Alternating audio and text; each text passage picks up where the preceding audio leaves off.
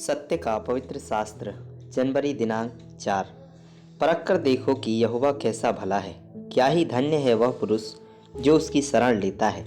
भजन संहिता 34 का 8 पद। परमेश्वर की संगति में आकर उसके साथ उसकी उपस्थिति में सहभागिता यानी कि साथ रहना और साझा होना रखने वाला व्यक्ति ही उसको जान सकता है और तब यहोवा को परख कर अपने जीवन में उसकी पहचान की उन्नति कर सकता है।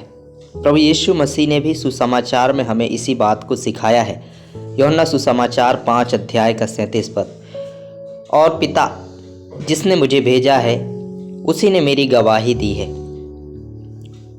तुमने ना कभी उसका शब्द सुना और ना उसका रूप देखा है। यूहन्ना सुसमाचार 14 अध्याय का 7 से 11 पद। यदि तुमने मुझे जाना होता तो मेरे पिता को भी जानते और अब उसे जानते हो और उसे देखा भी है। फिलिप्पुस ने उससे कहा, हे प्रभु, पिता को हमें दिखा दे, यही हमारे लिए बहुत है। यीशु ने उससे कहा, हे फिलिप्पुस, मैं इतने दिन तुम्हारे साथ हूँ और क्या तू मुझे नहीं जानता? जिसने मुझे देखा है उसने पिता को देखा है। तू क्यों कहता है कि पिता को हमें दिखा? क्या तू प्रतीति नहीं करता कि मैं पिता में हूँ और पिता मुझ में है? ये बातें जो मैं तुमसे कह रहा हूँ अपनी ओर से नहीं कहता, परंतु पिता मुझ में रहकर अपने काम करता है। मेरी ही प्रतीति करो कि मैं पिता में हूँ और पिता मुझ में है, नहीं तो कामों ही के कारण मेरी प्रतीति करो। प्रभु यीशु मसीह ने यहाँ ऐसे कहा कि जिस किसी ने उनको देखा है उसने पिता को देखा है।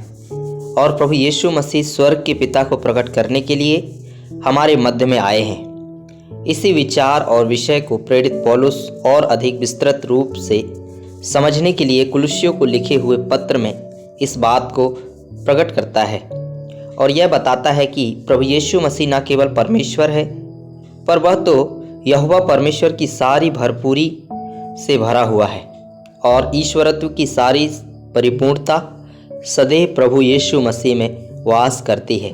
कुलुस्सियों की पत्री 1 अध्याय का 15 पद, 19 पद, 2 अध्याय का 9 पद।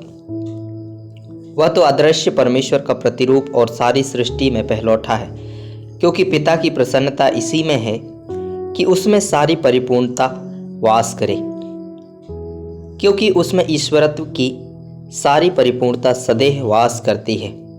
यह तर्क तो उन सारे विरोधियों को निरुत्तर कर देता है जो प्रभु यीशु मसीह के ईश्वरत्व पर प्रश्न चिन्ह उठाते हैं। इस अद्भुत सच्चाई को प्रेरित पौलुस ने अपने अनुभव से पाया, जो उसने सर्वप्रथम प्रभु यीशु मसीह के दर्शन को दमिश्क जाने के मार्ग में देखा और सुना तथा वहीं अपना जीवन को प्रभु यीशु मसीह को अर्पण किया। इस नए वर्ष के आरंभ में हम भी ऐसे ही अपने परमेश्वर को चखकर उसके परिज्ञान में अधिक से अधिक उन्नति करते हुए बढ़ते जाएं।